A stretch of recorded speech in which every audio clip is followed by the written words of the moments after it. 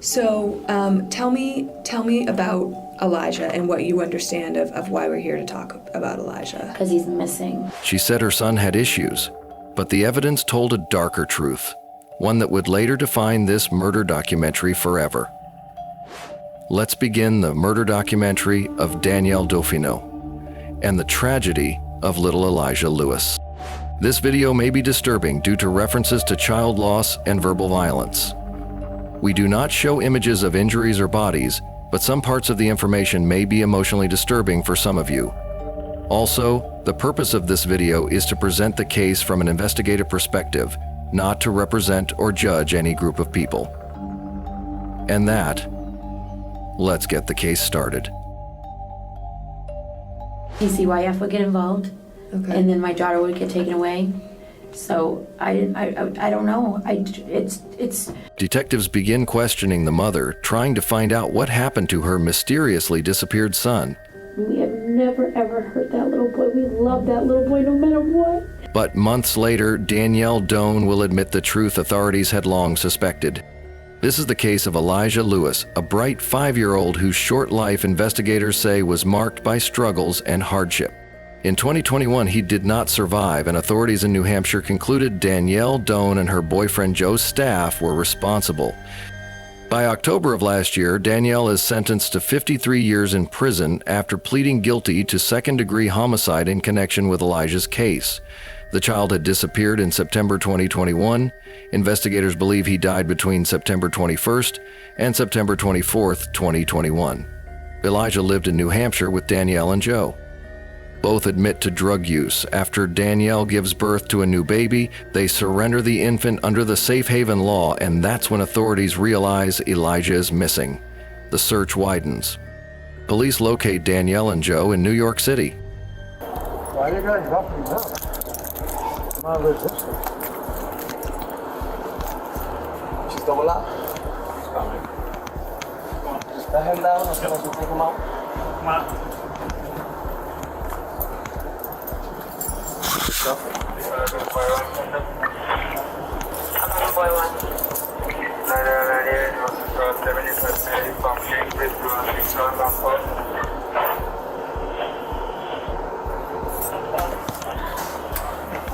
What's your name?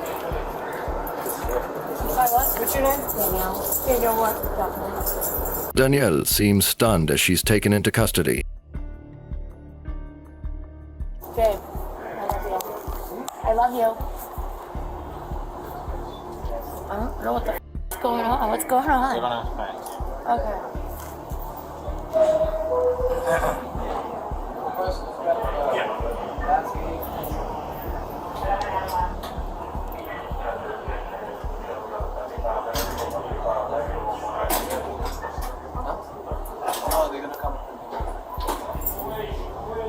Who's coming? What? Who's coming to pick us up? Who's coming to pick us up? Whatever he said, I had no idea either. Sorry. What detectives say follows is beyond anything they expected. A pattern of severe mistreatment and neglect, prolonged deprivation and verbal cruelty toward her own child. Searches show past addresses, social handles, and charges including endangering children and second-degree murder. The price for her actions could be a lifetime behind bars, all starting with the death of Elijah Truthfinder. Back at the station, Danielle and Joe are separated for interviews. So I'm sure you have a lot of questions for us, and we have some questions for you. Absolutely. But before we jump into that, it's really important that we go through some paperwork and that I inform you of your rights. You understand that? Yeah. It's October 17th when this interview takes place, 10 days after she gave birth. She knows exactly why she's there. So tell me about Elijah and what you understand of why we're here to talk about Elijah. Because he's missing. Okay, what can you tell me about that? Okay, so Elijah, when I got Elijah back in May 26th of 2020. Okay. And his dad just like literally drove across the United States and just dropped him off to me. He's a very, very troubled child. He has a lot of mental issues. He Elijah likes to sneak out of the house. So we have a slider door. And I don't know if you guys have been there. I have, yeah. So you've been to my house. So have you felt the slider door, the wiggly handle? I didn't touch the handle. Okay, no. so the slider door doesn't lock, doesn't Okay. latch. He likes to sneak out while we sleep. He wanders while we sleep. He's a wandering little boy. So he's done that so many times. We would wake up and we would find him. He'll come back in. He'll wake up, come back in, whatever. She calls Elijah troubled, says he had mental issues, and claims he liked to sneak out at night through a slider door that didn't latch. She paints a picture of a child who wanders, returns, then wanders again. Joe and I started using drugs again. We were in active addiction. Okay. When did that happen? I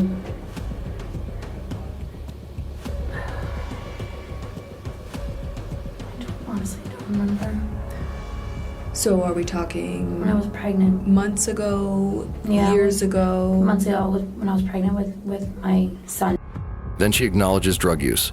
Danielle says she and Joe started using again. Because Elijah's just so much to handle. He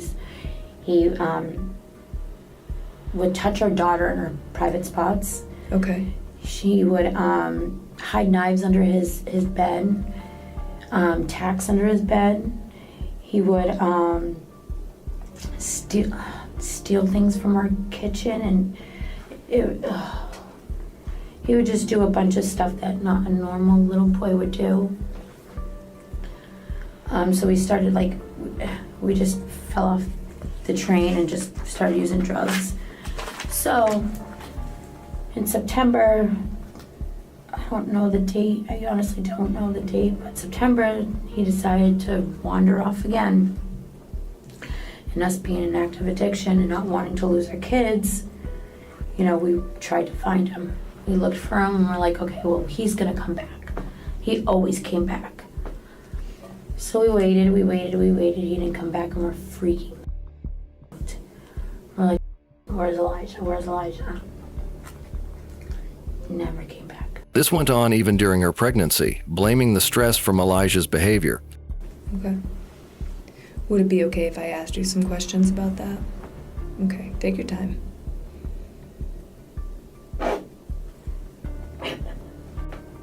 If I wasn't using, I would have reported him missing, right away, but it sounds so f***ed up. I'm so sorry. Well, tell me, so when did he go missing? I don't know when. We were sleeping. Okay. So we don't know when he went missing. No, I mean like a date or a day. Oh, I don't. or Oh, God. Dates don't register when Okay. they're using. Was it summertime? No, it was September. It was September. Okay. Yeah, this was right before. Yeah, he was excited that we were having our baby and everything. He was so excited that the baby was coming because we were so Okay. close to delivery. Walk me through it sequentially. So you I'm see trying. know. It's obviously I came back in and I took the stuff and I went and got high because I was freaking out. So it's all a blur. So you said you walked outside and then came back inside and got high? Mm-hmm. Okay. Because I'm like, I can't find him. I can't find him. Can't find him. So did you get high before or after you woke Joe up? I got after. Okay, so you woke Joe up and you said Elijah's gone, and what did he do? He was like, what the again? I'm like, yep. I'm like, but this time I can't find him. I was like, I don't know what to do. I'm freaking out. I was like, I need to do something. I need to calm down. I need to do something. Did Joe get high with you? Mm-hmm. And then what happened? And then we were just trying to think of what to do, where to find him. We've been looking for him every day. Every day. Why didn't you call the police? Because we're using. We didn't want anything to happen. Because The detectives listened as Danielle told her story. They let her talk, they listened patiently, but probably didn't believe a word of it. Right now, their only priority was finding Elijah. DCYF would get involved. Okay. And then my daughter would get taken away. So I don't know. It's so hard to explain to people that aren't addicts why we do the things we do, like why we ran, because we're scared. We're human, it's a reaction. We didn't know what, just like we didn't know what to do. And when you say you ran, you're talking about when you fled from New Hampshire last week. Detectives looked at the photo and knew the boy was probably dead. Danielle said Elijah had done things to hurt himself. So he'd be poking himself with a tacks. And what other self-harming behaviors would he do? He would scratch his throat, like his dad, like the first time I FaceTimed him, he had scratches on him. Like, what happened to your throat, buddy?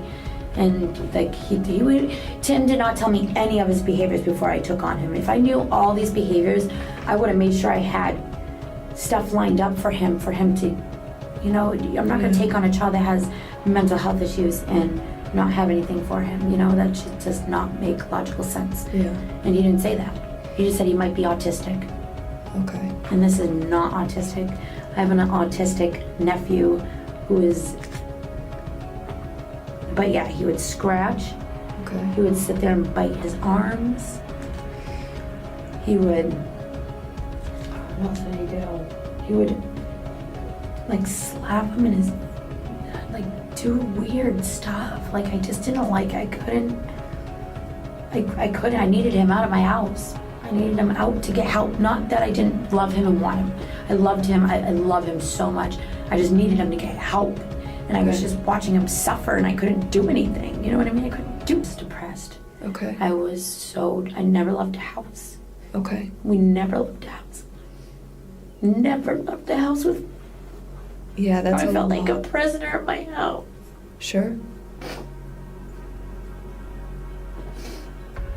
Almost a year I haven't left my house. The only time I left my house is now. Haven't left my house since. Wow. Do you drive? No. Okay. And you don't have a car, you don't drive. Okay. Yeah. It's a sounds lot. overwhelming. It was a lot. And I was scared because I was using drugs because I didn't know how to cope. Okay. If I wasn't using, like I would have reported him missing like right away, but it sounds so f***ed up. I'm so sorry. Danielle admits the home was strained, her relationship with Joe going downhill, his mother wanting them out, money thin, the plan to save derailed by addiction. Definitely going downhill because of this. Okay. So you're home all day with the kids. Elijah's behaviors are escalating. You're stressed out and pregnant. And then your marriage or relationship, you're not married, right? No. Your relationship is stressed out because of this. Sounds like your living situation is stressed out because of this, where to the extent that Joe's mom was saying she wanted you guys gone. Where would you go if you weren't living there? I mean, we would save up and get our own place. Okay. Was that your plan? Yes. Okay. Okay. So you were saving money for that? Well, I mean, no, not necessarily because we had a drug problem. Okay. But we were actually going to go to detox before we left. But then the hit the fan and I just got scared because we're using. Danielle continues to deny any involvement in Elijah's case, claiming the boy was simply obsessed with water, an explanation detectives doubted. How can we find Elijah? Look everywhere. If I knew, I would have found him. Did you guys search the lake? I don't know. I didn't search the lake. I don't know if he could be in there, or if someone took him, or if he went on the main road, or if I don't know. I want to find him. That's all we wanted. That's all we wanted was to find him, so everything would be okay. That's all we wanted. We wanted to find him. We just didn't know where to look. I mean, we don't know how to look in the lake. I just don't. Is that where you think he is, the lake? No, I mean, that's a huge possibility. You know what I mean? We have a lake in our backyard and a little boy. I don't know. Like, I don't know. It could be a possibility, but I don't know. I can't say. I don't know. I hope not. The interview stretches past 2 hours. Detectives start to empathize, trying to ease her guard down, just hoping Danielle would open her mouth and tell them where Elijah was. You had more than your fair share on your plate. okay? And I think that anybody who was in your shoes, in your situation, would have lost it. Oh, I definitely would not hurt him. No. No. If that's what you're going with, no way. No. No. So Danielle, you don't have to get upset, okay? I'm just hear me out, okay? This kid had a lot of problems. Yeah. And he brought a lot of problems into your home. And I think everybody has limits. I'm telling you the God honest truth, I did not do anything to hurt that little boy. I will swear on everything. No, I swear on everything. Okay. I swear on everything. I swear. In another room, Joe's staff is being questioned. You know, Elijah, he ran out of the house. I don't know if he ran or walked or crawled or whatever it was. But he's missing. I have no control over a young boy walking away or whatever the heck. Okay, well, let's just call it what it is. We already told you that that's not what happened. You and I both know that's not what happened. No, it is what happened. Joe. He echoes the same story that Elijah somehow wandered out of the house, but the investigators have physical evidence and witness accounts that contradict him. Back in Danielle's room, the tone hardens. Detectives begin to test her loyalty. If I knew where he is, I would honestly tell you right now. Is that because Joe disposed of him? No. Did Joe bring him somewhere? No. No. No. No. Absolutely not. Okay. Well, that's what I think. You know. Well, And I would don't- know that though, Yeah. because I was with him and he did not do anything. Yep. We have never ever hurt that little boy. We love that little boy no matter what. But I don't want you to have the weight of the world on your shoulders We didn't for the do rest anything. of We your didn't life. do anything. He did not. There's no body. Then where is he? I don't know. Where do you think he I would don't go? know. He could. I don't know. He could have been in the lake. Did anybody check the lake? Of course. Nothing. Yes. No. What? I haven't found him. No. I don't know. Where do you think that we should look? Everywhere. Well, I mean, try to be a little bit more specific than that. All over Merrimack. I don't know. There's woods surrounding Well, he was on foot. our neighborhood. I'm talking about. There's woods. Did you search all the woods? I don't know. I don't know if someone saw him on the road and took him. I don't know. I don't know. I don't have a body. I wish I did. I don't. But when asked, then where is he? She has no answer, only more deflection. Maybe the woods, maybe the road, maybe someone took him. About a week later, the search ends in Massachusetts. Investigators locate a burial site inside a state park. The remains are confirmed to belong to Elijah Lewis. The autopsy report is disturbing, evidence of physical trauma, drug exposure, and severe nutritional deficiency. He has pressure sores. Evidence of prolonged neglect. Prosecutors say he suffered prolonged deprivation and physical harm. Danielle Doan is charged with first and second degree homicide. Joe's staff pleads guilty to involuntary homicide. Eventually, Danielle accepts a plea to second degree murder, admitting responsibility for Elijah's death. According to her lawyer, Danielle has a difficult past, having experienced mistreatment since childhood. During sentencing, the court hears text messages between Danielle and Joe. In one, she writes, "He says he wants food and wants me to stop keeping him hungry because it's not nice." In another, "I'm going to lose control with this kid. Joe, he's screaming for water." Photos from her phone show the truth: Elijah's weakened condition, the signs of long-term neglect visible to investigators. On October 25th, the judge delivers the sentence, 53 years in prison. He holds up a picture of Elijah. "This isn't a monster," he says. "It's a beautiful little boy." Then he reads her own words back to her. "I hate him. I just whipped the maggot's ass." The judge calls them words of cruelty, evidence of her awareness, her coldness, her choice to cause prolonged suffering to a defenseless child. I look at this. This is not a maggot. It's a beautiful little boy. Your words shined a light on your intentions. October 25th, today, we went from I hate him, I just whipped the maggot's ass, to I love you, Elijah.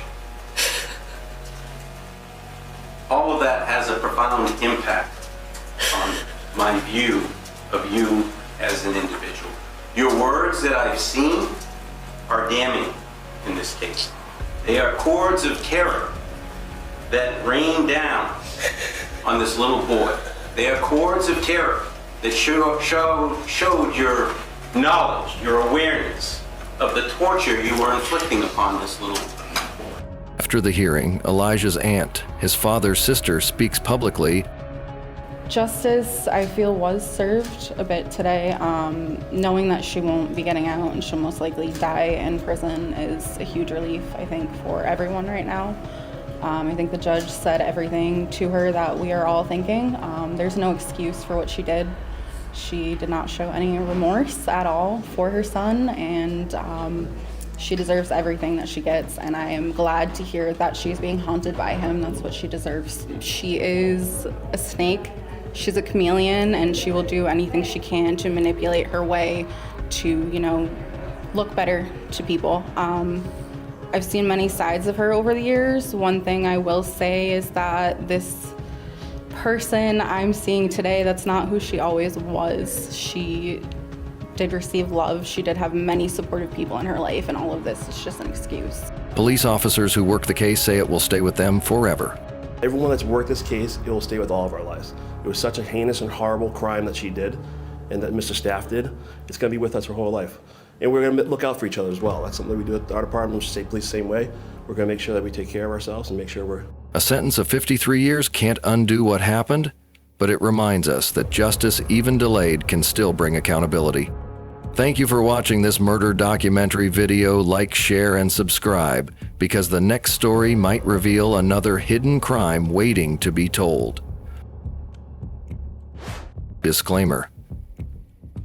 That's it for today's story. Remember, this video's purpose is awareness, not entertainment through reckless acts. We hope it helps you understand the risks and realities out there. Thanks for watching, and please stay safe.